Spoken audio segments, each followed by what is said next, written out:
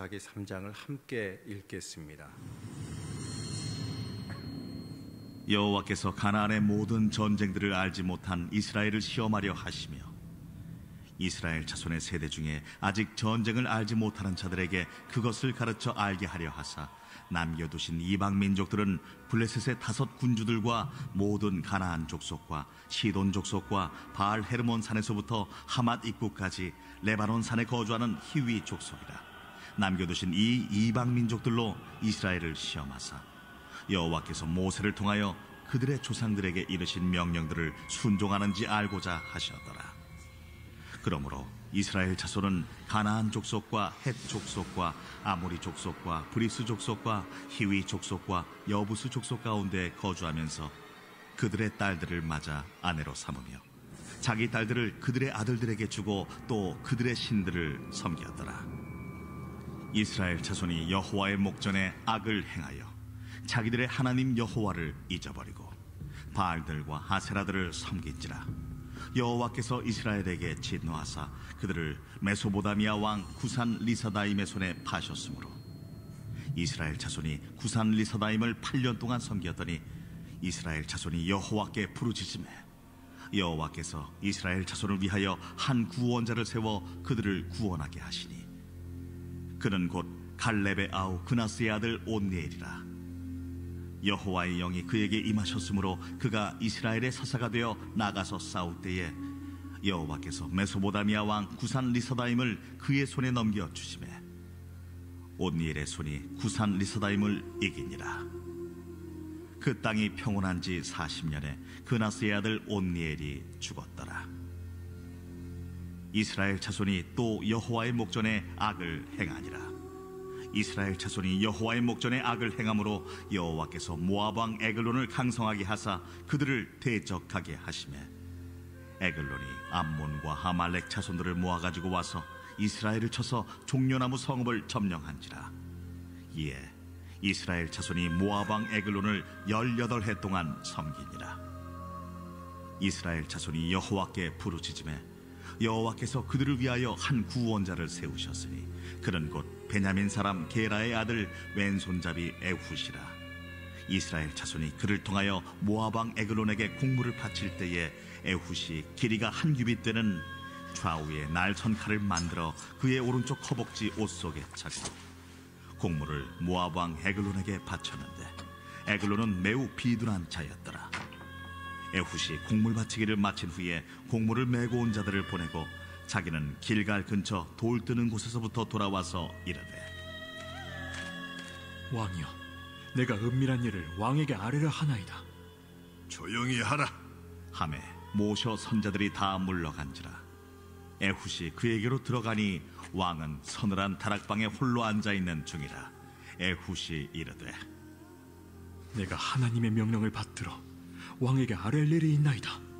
왕이 그의 좌석에서 일어나니 에훗이 왼손을 뻗쳐 그의 오른쪽 허벅지 위에서 칼을 빼어 왕의 몸을 찌르되 칼자루도 나를 따라 들어가서 그 끝이 등 뒤까지 나갔고 그가 칼을 그의 몸에서 빼내지 아니하였으므로 기름이 칼날에 엉겼더라.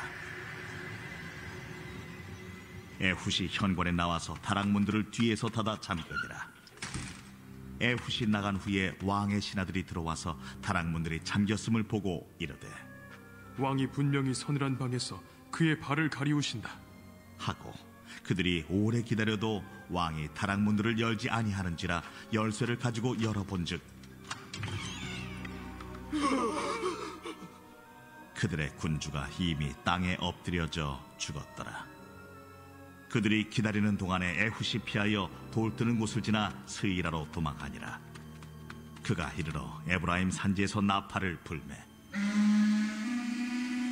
이스라엘 자손이 산지에서 그를 따라 내려오니 에훗이 앞서가며 그들에게 이르되 나를 따르라. 여호와께서 너희의 원수들인 모압을 너희의 손에 넘겨주셨느니라. 무리가 에훗을 따라 내려가 모압 맞은편 요단강 나루를 장악하여 한 사람도 건너지 못하게 하였고 그때에 모압 사람 약 10,000명을 죽였으니 모두 장사요 모두 용사라. 한 사람도 도망하지 못하였더라. 그날에 모압이 이스라엘 수하에 굴복하매 그 땅이 80년 동안 평온하였더라. 에훗 후에는 아나세 아들 삼갈이 있어 소모는 막대기로 블레셋 사람 600명을 죽였고 그도 이스라엘을 구원하였더라. 아멘.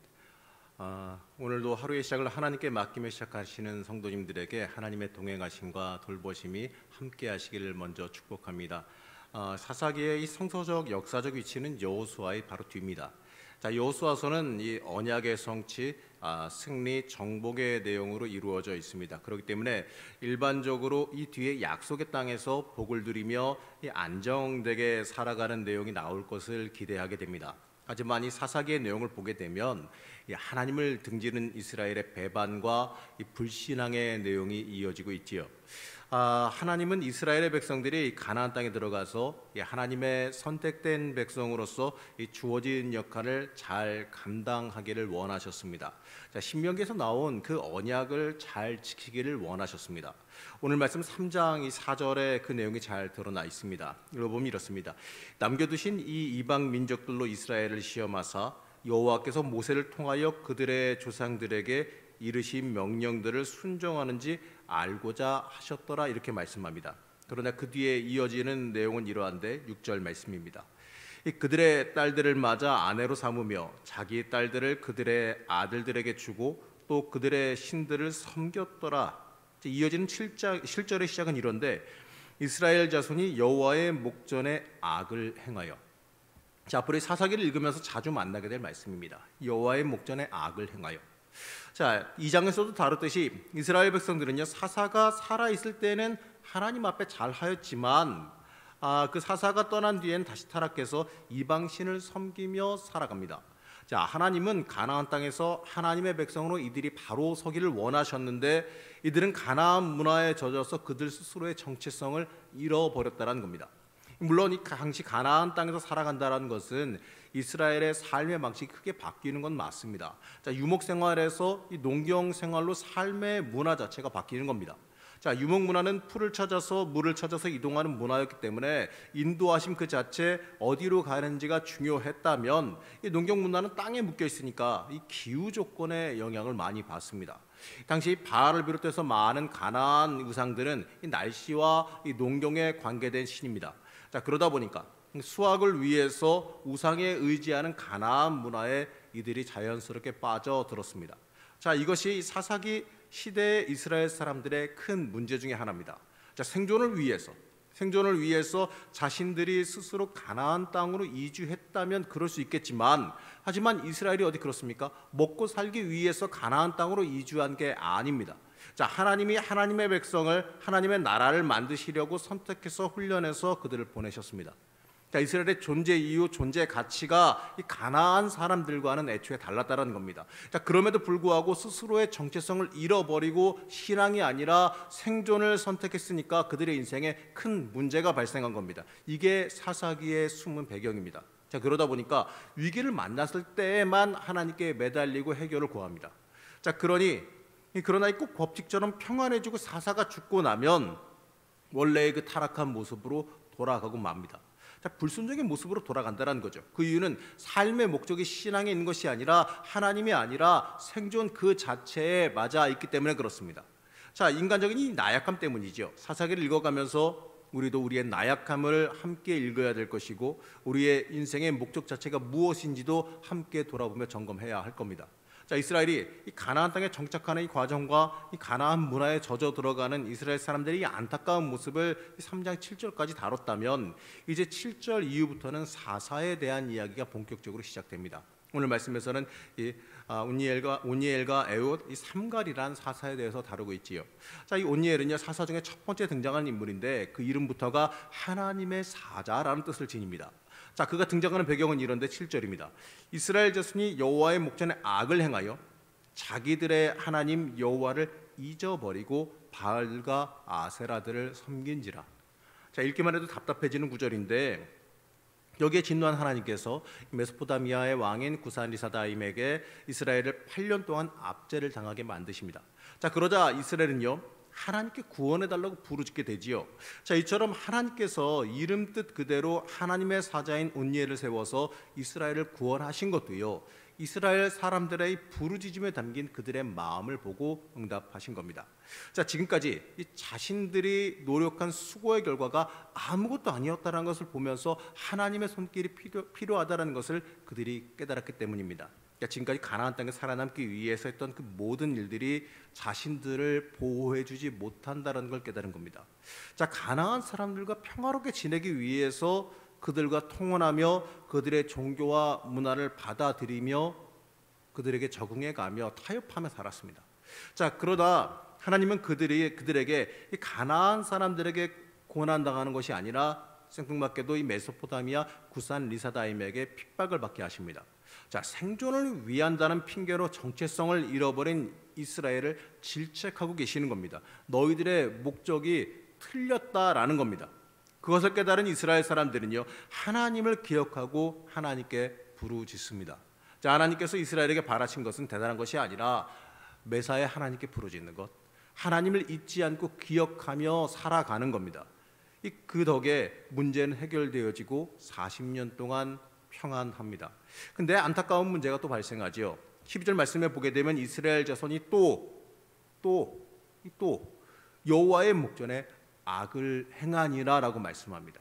자, 사사 온니엘의 시대의 경험으로 보게 되면 정신 차리고 한 번에 하나님께 순종하면 참 좋겠는데 그러지 못하죠. 사사기는 이러한 역사입니다. 계속해서 반복합니다.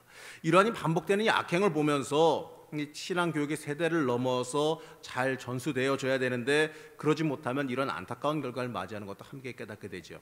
자, 이 악행으로 인해서 이 사사 에훗이 등장합니다. 자, 에훗을 통해서 우리는요, 무엇을 볼 수 있냐면 이 약한 자도 들어쓰시는 하나님의 은혜도 함께 보게 됩니다. 자, 이스라엘의 악행으로 무려 18년 동안 이제 늘었습니다. 18년 동안 모압 왕 에글론의 지배를 받아서 그들이 고생합니다. 이 고통 중에 하나님께 부르짖었더니 하나님은 에훗을 구원자로 세우셨습니다. 그러나 이 구원자 에훗이 일반적인 영웅의 모습이 아니에요. 성경에서 에훗에 대해서 이렇게 표현합니다. 베냐민 사람 게라의 아들 왼손잡이 에훗이라라고 표현합니다. 성경에서 이 표현하는 게 항상 이렇게 뭐라고 이렇게 앞에 뭔가 설명하는 게 붙게 되어지면 이유가 틀림없이 있게 됩니다. 자, 에훗은 곡물 바치는 사람으로 위장해서 갔다가 모압 왕 에글론을 암살하지요. 그리고 돌아와서 이스라엘을 지휘하고 모압 군대를 물리치고 이스라엘에게 무려 80년 동안 평화를 가져다 주는 대단한 영웅인데 성경은 왼손잡이라고 그를 표현합니다. 자, 이 왼손잡이란 말은 원문 뜻은요, 오른손에 문제가 있다, 오른손에 장애가 있다라는 뜻을 지닙니다. 자, 히브리적인 사고에서 오른손은 축복의 손이죠. 자, 여호와의 오른손은 해방과 구원의 복을 의미합니다. 자, 그렇기 때문에 하나님께서 구원자를 세운다면 첫 번째 사사 온니엘처럼 오른손에 칼을 들고 당당하게 사람들 앞에 나와야 되는데, 근데 이 에훗은 오른손에 장애가 있는 사람이라는 거죠. 사실 그 모습까지도 하나님은 주목하고 사용합니다. 물론 어떤 주석에서는 이 왼손만 특별하게 쓰는 특수부대였을 것이다라고 주석하는 것도 있지만 그 뒤에 이어지는 모습을 보게 되면은 그게 아닌 걸 또 보게 되죠. 자, 곡물을 바치러 가는 인물은요, 굴욕적인 임무입니다. 이러한 임무는 외모가 당당한 용사가 가서는 안 돼요. 상대가 보기에 만만하게 보여야 쉽게 시비가 안 걸리고 돌아오는 겁니다. 특히 이 암살을 할 계획이니 더더욱 만만하게 보여야 그들이 경계를 풀 거 아니겠습니까? 자, 에훗이 이미 오른다리에 한 규빗이 얼마냐면 약 45cm입니다. 이 45cm 정도 되는 큰 칼을 오른쪽 허벅지에 차고 있습니다. 자, 일반적으로 왕을 독대하게 될 때에 그 사람을 갖다가 검문을 하고 몸수색을 하는 건 당연할 겁니다. 지금도 그러할 텐데, 근데 그것이 오른쪽 허벅지에 그렇게 45cm나 되는 큰 칼을 달고 있었는데도 왕을 아른할 수 있었다. 그 상태 그대로. 이거는 검문을 대충 한 거예요. 검문을 대충 하고 왕을 독대하겠다는 건데, 그의 오른손의 장애를 보면서 아유, 오른손도 안 좋은 저 사람이 왕한테 무슨 위해를 가하겠느냐라고 우습게 여긴 겁니다. 그러면서 그를 하찮게 여겼기 때문에 왕을 독대한 거죠. 자, 많은 사람이 에훗의 오른손을 보면서 그렇게 판단합니다. 하지만 하나님은 에훗의 오른손이 아니라 그의 왼손을 보시고 하나님의 구원을 이루신 겁니다. 자, 하나님은요, 세상이 부족하다 생각하는 사람도 들어쓰십니다. 이 모든 것을 이루시는 분은 그 사람이 아니라 하나님이기 때문에 그렇습니다. 하나님은 자신의 영광을 드러내기 위해서 낮은 자도 들었습니다. 그리고 가장 중요한 거는요, 낮은 자가 아니라 하나님 앞에 낮아진 사람을 사용합니다.